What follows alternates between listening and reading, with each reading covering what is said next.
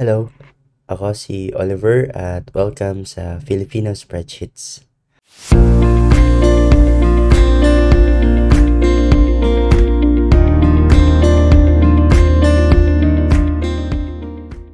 Welcome sa project series.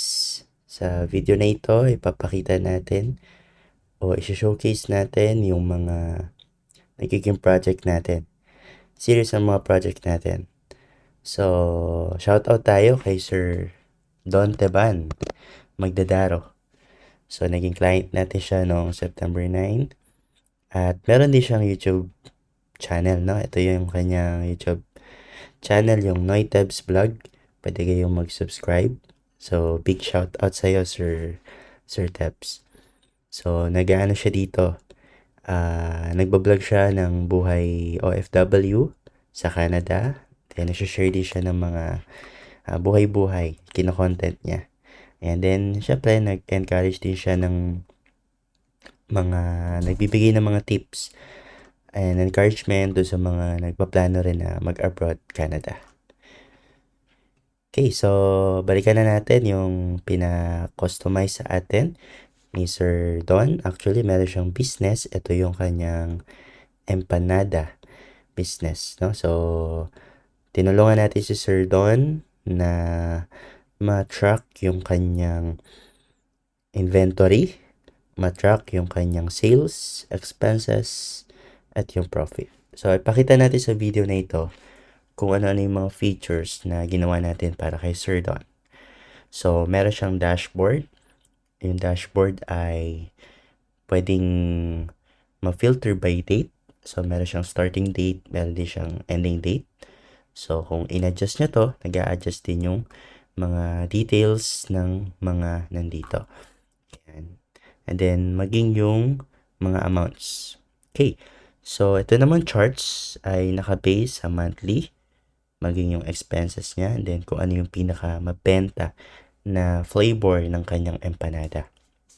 So, meron tayong reference dito. Dito niya nire-register yung kanyang list of products. Then, mayroon na rin yung pricing. Halimbawa, itong tray na worth 55 pieces, halagang $50. Then, inventory, ito yung mga ingredients, no? Yung mga raw materials na binibili niya para gamitin doon sa kanyang final product, which is yung empanada. Then, expenses. So, ito yung other expenses for utilities, bills, etc. And then, yung mga employees name. Siyempre, may mga sinasahuran din siya. So, nililist na rin natin yun para ma-identify kung magkano naman yung amount na i-consider natin expenses dahil magpapasahod tayo. So, sa purchase, dito niya nire-register yung mga items na mga raw materials na binibili niya para makagawa ng kanyang product. So, ang simplified version siya, no? Para mas madaling madaling matrack yung expenses, then i-compare sa sales. So, manual input yung pricing, also the quantity, pero automated na sa total. Then, sa sales tracker naman, ito medyo unique kasi naka-base siya sa Playboard.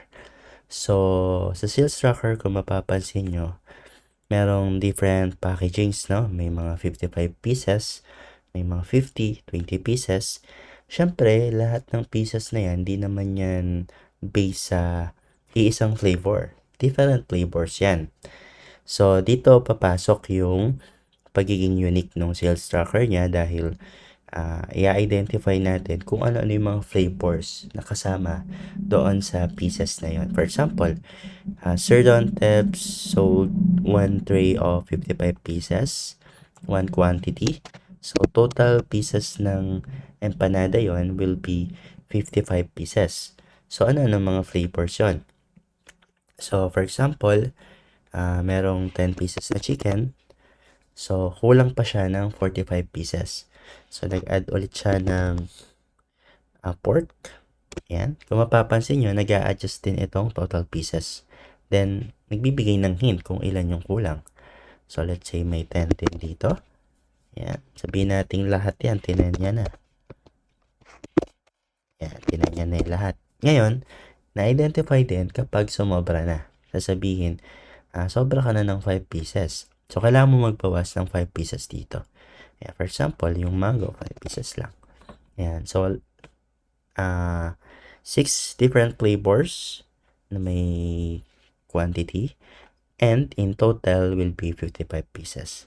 Ito yung babayaran. So, kung nag-times to, halimbawa, 2 peraso ng tray na tig 55 pieces, total will be 110, right?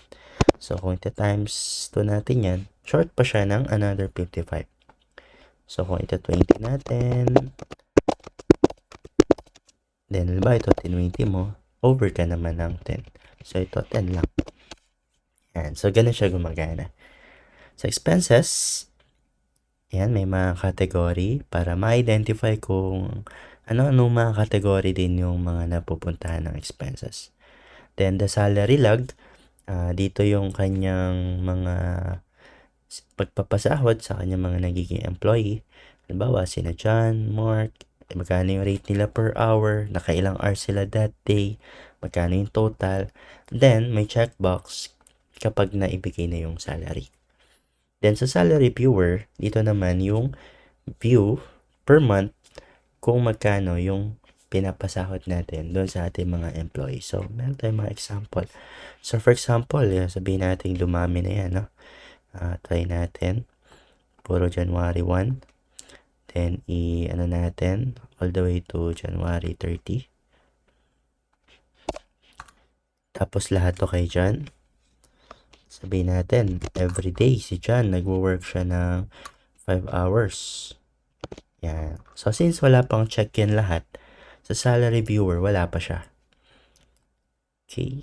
So, A19.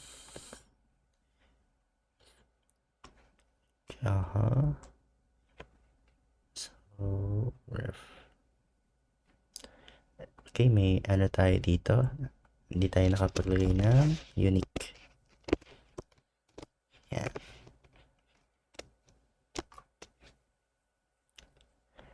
Unique.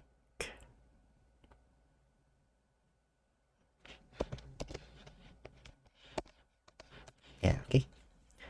So, ito pala yung paid. So, yan pa lang yung lalabas sa salary viewer natin. So, if lahat to na paid na natin, check natin. Yan, lahat na siya lumabas. Then, kay Sir Tep, sasahuran niya yan. Ito yung kailangan niyang ipasahod dyan. 2,250. That is for example lamang. Halimbawa, meron namang si John, syempre hindi niya lahat yan nagampanan na palitan na siya ni Mark nung after quincenas. So, check naman natin sa salary viewer. Yan, we have Mark and yan. So, changeable yung salary viewer. Pili lang siya ng buwan. October 1, yan, nagbabago. So, pag walang record, no record.